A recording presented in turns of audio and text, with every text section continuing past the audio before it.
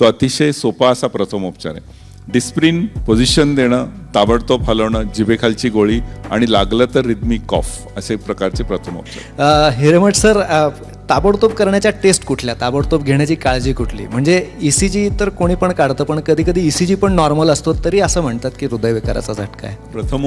प्रथमोपचार हां, म्हणजे इमिजिएट आता असं वाटतंय की याला हृदयविकाराचा झटका आहे, तर आपण काय काळजी घ्यायला पाहिजे रुग्णांनी आणि त्याच्या आजूबाजूच्या लोकांनी किंवा नातेवाईकांनी? मुख्य म्हणजे आपण मगाशी म्हटलं असं खूप दुखणं, घाम येणं, उलटी होणं अशा प्रकारचा त्रास कोणाला घरामध्ये, ऑफिसमध्ये, शेजारी पाजारी असं झाला आणि आपलं एक प्रायमा फेसी असं निदान झालं की बाबा याला हृदयविकाराचा झटका येतो आहे, तर अशा व्यक्तीला साधारण 45 डिग्रीच्या अँगलमध्ये बसवायला पाहिजे. म्हणजे खुर्चीत पूर्ण असं व्हर्टिकल बसू नये किंवा पूर्ण आडवं पाडून झोपू नये, 2-3 उशा लावून झोपावं. डिस्प्रिनची गोळी आपल्या सर्व घराघरांमध्ये असतं की पाण्यात विरघळवून द्यायचं ॲस्पिरिन, म्हणून त्याला डिस्पर्सिबल ॲस्पिरिन म्हणजे डिस्प्रिन असं म्हणतात.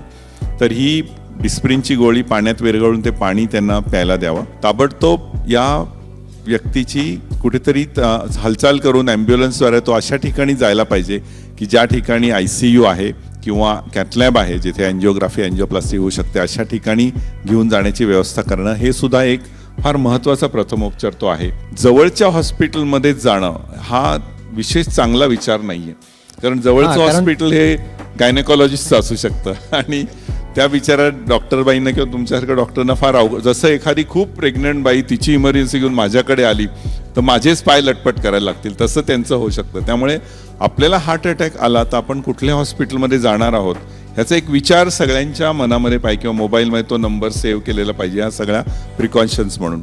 आणि दुसरा एक म्हणजे डिस्प्रिन घेणं, असं झोपून ठेवणं, ताबडतोब हलवणं, शक्य असेल तर सॉर्बिट्रेट किंवा अशा प्रकारची एक हार्टची गोळी जिभेखाली ठेवणं, हा पण एक प्रथमोपचार आहे. पण एक महत्त्वाचा प्रथमोपचार सगळ्यांना तुम्हाला मला सांगायचं आहे, त्याला म्हणायचं रिदमिक कॉफ. म्हणजे एखादा माणूस अशा होऊन त्याचे डोळे मिटायला लागलेत, घाम यायला लागले, असं वाटतं की तो आता सिंक होतोय, कोलॅप्स होतोय, तर त्याला असं खोकला करत ठेवलं त्यांनी.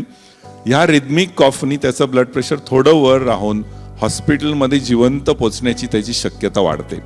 आपण म्हणतो बाहेरून कार्डियक मसाज जसा असतो, हा कॉफनी इंटरनल कार्डियक मसाज होतो. हा रिदमिक कॉफ अनफॉर्च्युनेटली त्याचं फार वर्णन कुठे केलं जात नाही, पण ह्या सगळ्यांना समजण्यासाठी तो अतिशय सोपा असा प्रथमोपचार आहे. डिस्प्रिन पोझिशन देणं, ताबडतोब हलवणं, जिभेखालची गोळी आणि लागलं तर रिदमिक कॉफ असे प्रकारचे प्रथमोपचार.